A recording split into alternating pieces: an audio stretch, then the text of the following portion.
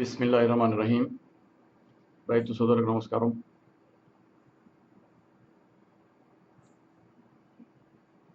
గొర్రె పిల్లల మరణం తగ్గించాలంటే ఎలాంటి చర్యలు తీసుకోవాలనే సబ్జెక్ట్ మీద ఈరోజు మనం మాట్లాడుకుందాం. మీరు 100+5 యూనిట్ స్టార్ట్ చేశారు గొర్రెలది. అందులో మొత్తం సంవత్సరంలో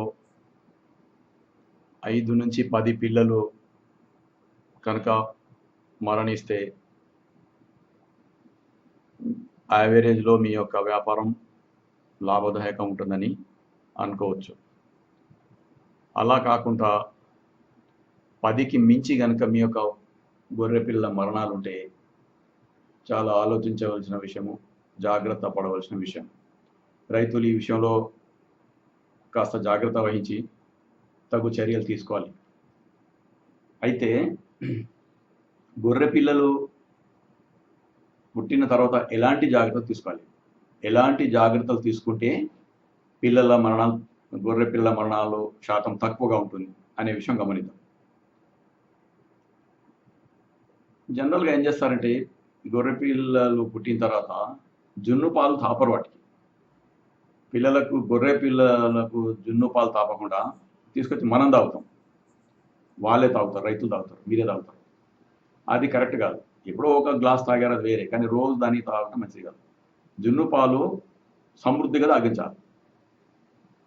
మ్యాక్సిమం వాటికి కేటాయించాలి. ఎందుకంటే అల్లా ఇచ్చినటువంటి పాలవి, తల్లి పాలవి. ఆ తల్లి పాలు, జున్ను పాలు కనుక ఆ గొర్రె పిల్లకు తాపిస్తే రోగ నిరోధక శక్తి అనేది నేచురల్గా వస్తుంది.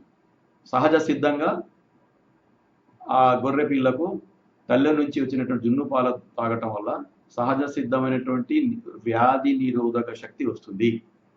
దానివల్ల ఏమవుతుంది, మరణాల శాతం తగ్గుతుంది.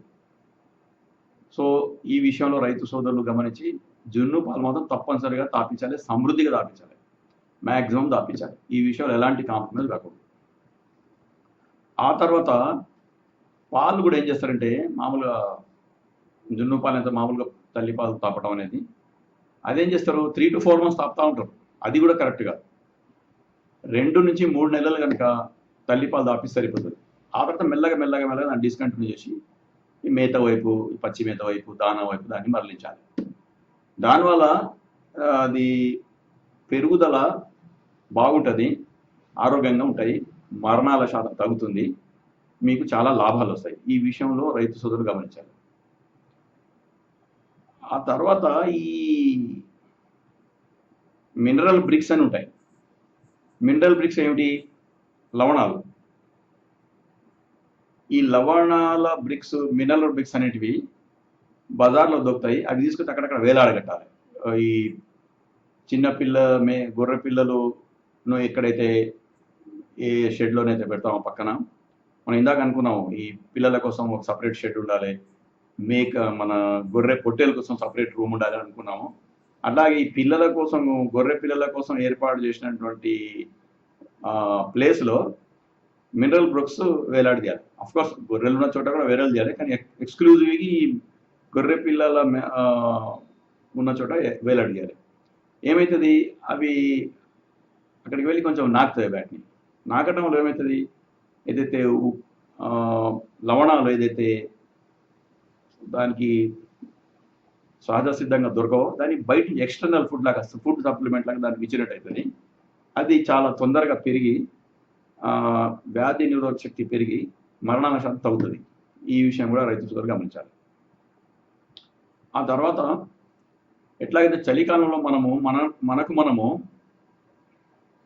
చలి నుంచి రక్షించుకుంటాం, స్వెటర్లు వేసుకుంటాము, మఫ్లర్లు తొడుగుతాము, తర్వాత ఒక పెద్ద బ్లాంకెట్ వేసుకుంటాము. సో మనల్ని మనం కాపాడుకుంటాం. సరే, గొర్రెలకు మనం అలాంటివి ఏం చేయలేము. కాకపోతే ఏ షెడ్లోనైతే ఈ గొర్రెలను పెడతామో అక్కడ ఈ చలిగాలి రాకుండా చుట్టుపక్కల మొత్తం ఒక పరదాలు కట్టాలి షెడ్డుకు చుట్టుపక్కల.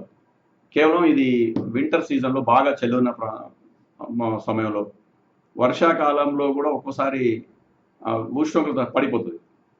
కంటిన్యూగా 3-4 days ముసురు ఉన్న రోజుల్లో కూడా వర్ష మన ఉష్ణోగ్రత పడిపోతుంది.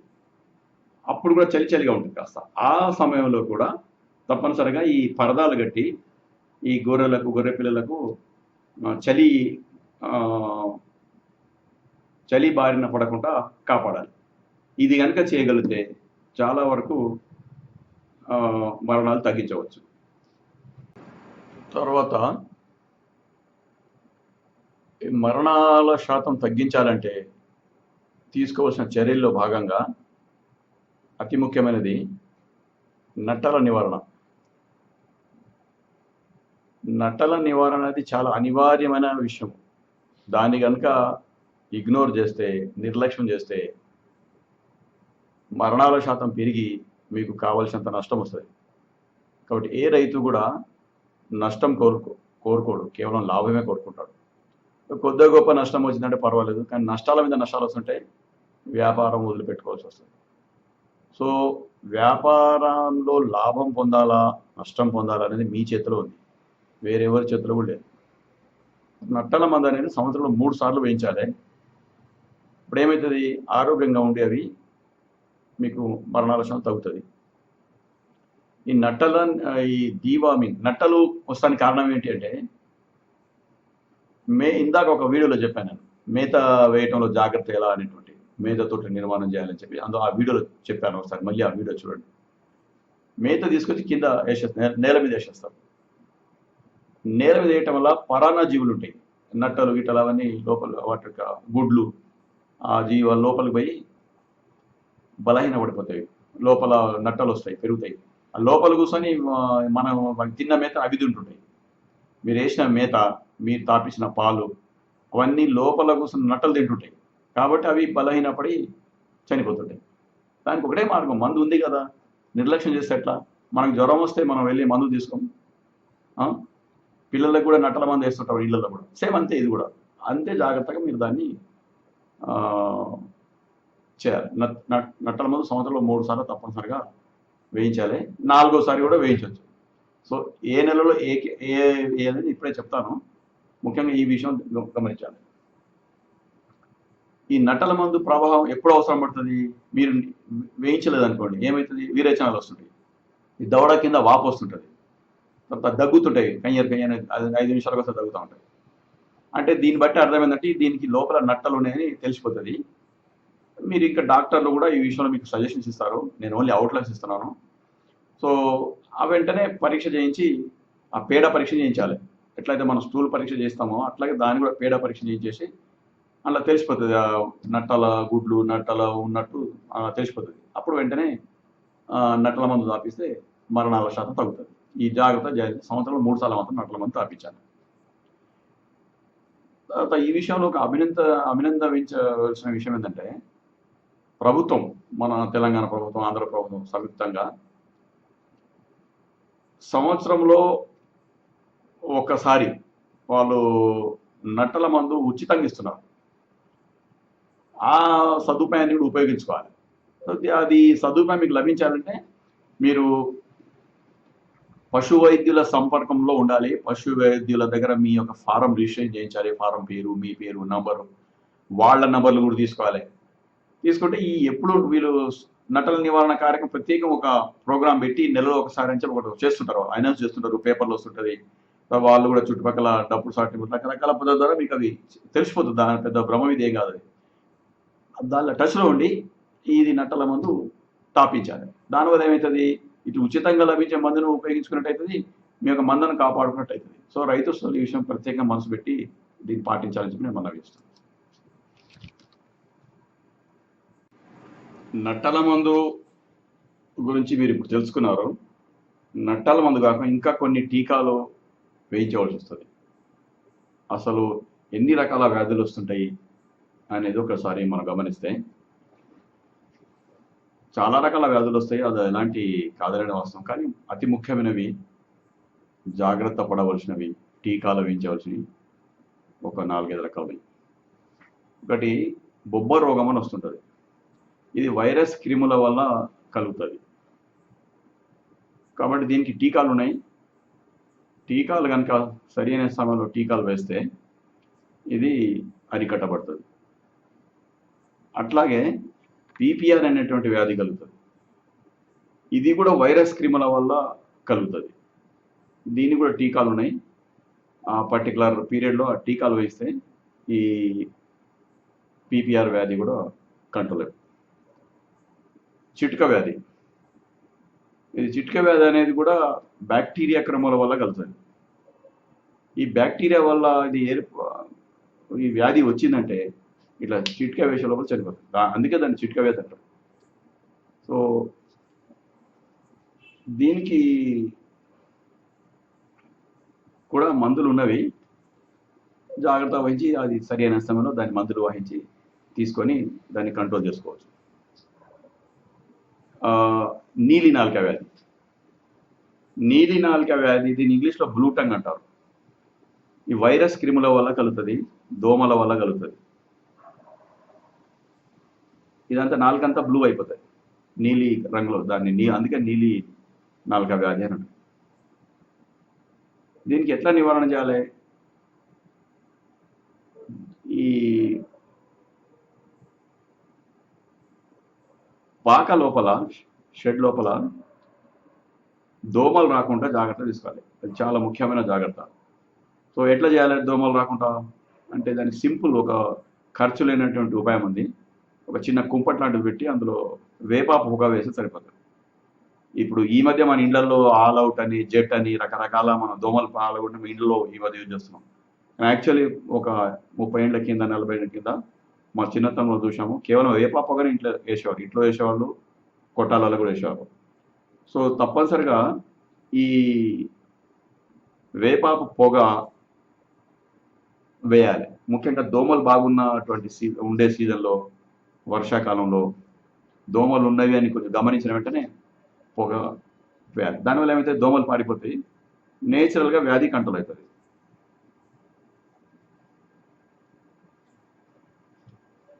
ఆ తర్వాత ఈ నీలి నాలుక వ్యాధి వచ్చింది అని తెలిసిపోతుంది ఆటోమేటిక్గా. దానికి లక్షణాలను బట్టి తెలిసిపోతుంది. తిండి తినదు, బక్క చిచ్చిపోతుంటుంది, అరుస్తుంటుంది, ఇది నల్ల బ్లూ కలర్ అయిపోతుంది.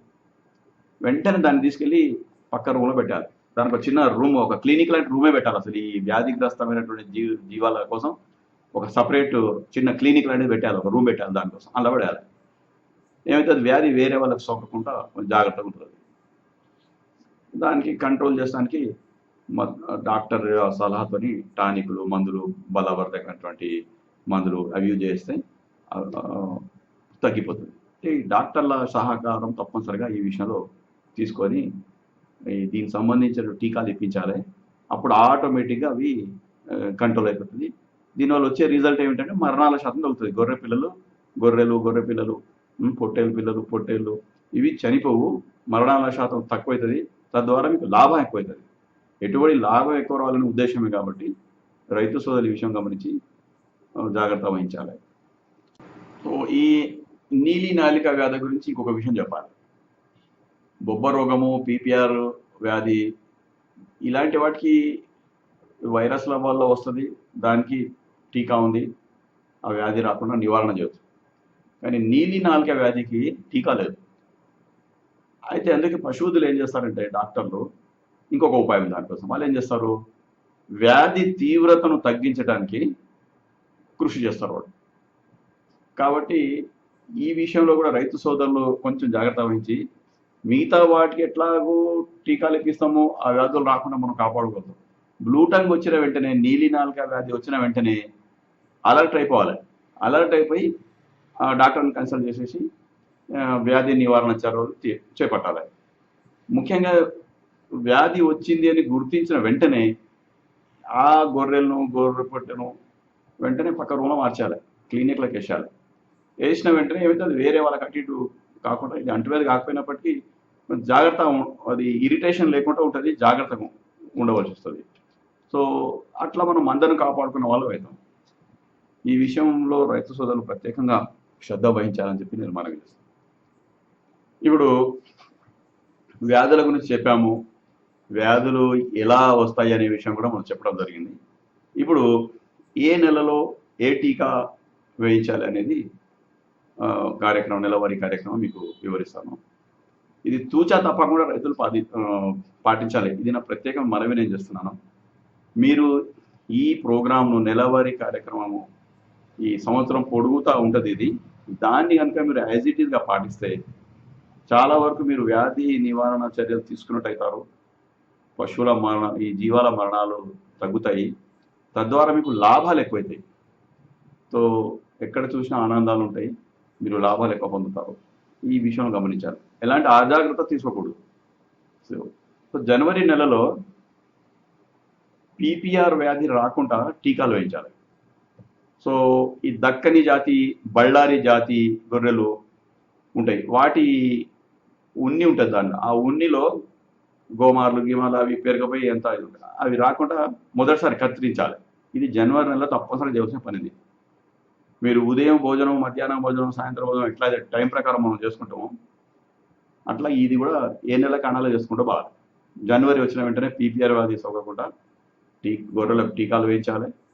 తర్వాత ఈ బళ్ళారి జాతి, దక్కని జాతి గొర్రెలకు ఉన్ని కట్ చేయాలి. ఆ షేవరింగ్ మిషన్ అని దొరుకుతుంది, ఆ షేరింగ్ మిషన్ తీసుకొని కట్ చేయాలి. ఈయన ఇంతకుముందు చెప్పినట్టు షేరింగ్ మిషన్ తీసుకొని కట్ చేయాలి. తర్వాత ఫిబ్రవరి నెల గోమార్ల నివారణకు మందులు పిచికారీ చేయాలి.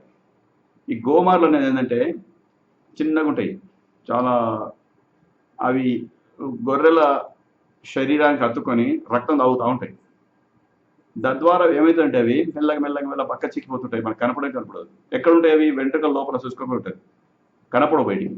ఇట్లా కొంచెం ప్రత్యేకంగా దాని యొక్క వెంట్రుకలు ఇట్లా విడదీసి దగ్గర చూస్తే చర్మాన్ని కత్తుకొని తాగుతూ ఉంటాయి గోమార్లు. దాని పేరే గోమారి. ఇది గోమారి వచ్చిందంటే కొన్ని రోజుల తర్వాత చనిపోవడం ఖాయం. అది అదే గోమార్లు రాకుండా ఉండటానికి మందులు ఉంటాయి కొన్ని. అది డాక్టర్ల సహాయంతో మీరు మందులు కనుక్కోవాలి. నేను డాక్టర్ను కాదు, వెటర్నరీ డాక్టర్ నేను కాదు, కాబట్టి మందుల పేర్లు చెప్పకూడదు. అది ఎథిక్స్, మా విలువలకు విరుద్ధమైనటువంటి విషయం. అది ఎవరి పని వాళ్ళే చేయాలి.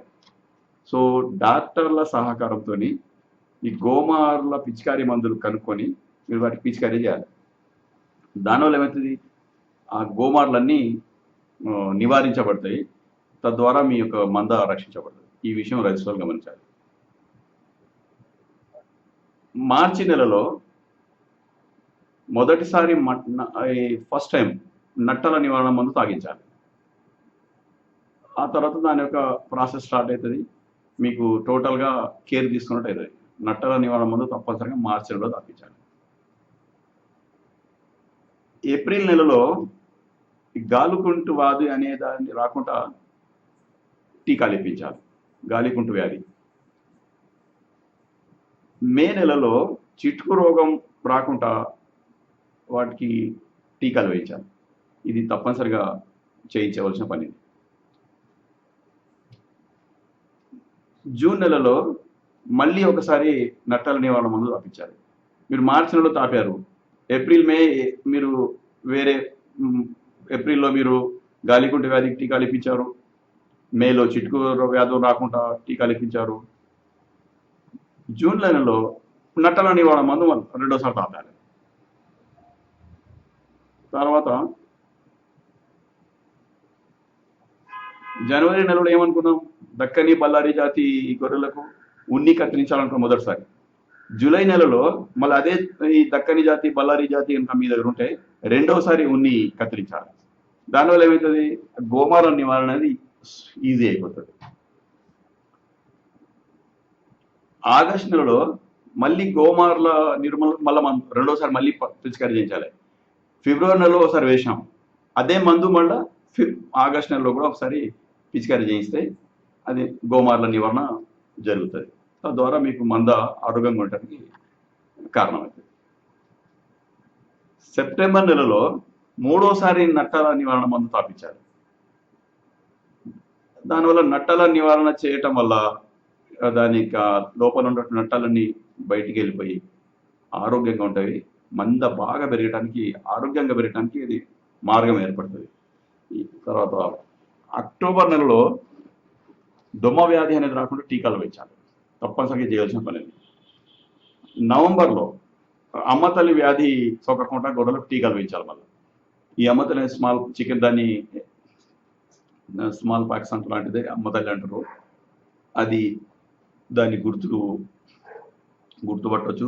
వాటిని బట్టి మీరు అక్టోబర్ నెల వచ్చిన వెంటనే అందరికీ అన్నిటికీ టీకాలు వేయించాలి. అది వ్యాధి ఉన్నా లేపనా టీకాలు ఇప్పించాలి. రావు అసలు వ్యాధే రాదు. ఆ తర్వాత ఇప్పుడు డిసెంబర్ నెల మీరు జనవరిలో స్టార్ట్ చేసిన డిసెంబర్లో వచ్చేసారు. ఒకవేళ కనుక మంద ఆరోగ్యంగా ఉండి చాలా బాగుంది అనుకుంటే 4వ నట్టల మందు అవసరం లేదు. కానీ అక్కడక్కడ అవసరం ఉంది, తర్వాత తాగిస్తే బాగుంది అనుకుంటే డాక్టర్ల సలహా మేరకు మీరు 4వ కూడా మీరు నట్టల నివారణ మందు తాపొచ్చు. 3 సార్లు సరిపోతుంది అంటారు డాక్టర్లు. కానీ అవసరమైతే 4వ కూడా మీరు తాపిస్తే చాలా బాగుంటుంది. ఈ రైతు సోదరులు దయచేసి ఈ ప్రోగ్రాం మనం తప్పనిసరిగా ఎలాంటి నిర్లక్ష్యం చేయకుండా ఈ టీకాలు వేయించే మందును తప్పనిసరిగా మీరు పాటించాలి. నీలి నాలుక వ్యాధి విషయంలో మాత్రం టీకాలు లేవు, కానీ వాటిని తీవ్రతను తగ్గిస్తూ ఆ బ్యాక్టీరియా మందులు, యాంటీబయాటిక్ మందులు, తర్వాత బలవర్ధకమైనటువంటి ఇంజక్షన్లు, టానిక్లు ఇచ్చేసి దాన్ని కంట్రోల్ చేస్తారు. కంట్రోల్ చేయటం కూడా వ్యాధి నివారణలో భాగంగానే భావించవచ్చు. కాకపోతే దాని మంద నుంచి మాత్రం తప్పనిసరిగా సపరేట్ చేయాలి. ఈ విషయంలో ఎలాంటి కాంప్రమైజ్కు ఛాన్స్ ఇవ్వకూడదు, జాగ్రత్త వహించాలి. సో వర్షాలు బాగా కురవాలని, పంటలు బాగా పండాలని, రైతు సోదరులకు బాగా లాభాలు రావాలని మీరు ఈ వీడియోలు చూసి ఎవరెవరైతే రైతులు ఫారాలు, ఈ గొర్రెల ఫారం, మేకల ఫారాలు స్టార్ట్ చేస్తున్నారు వాళ్ళందరికీ శుభం కలగాలని అల్లాహ్ని ప్రార్థిస్తున్నారు. Thank you very much.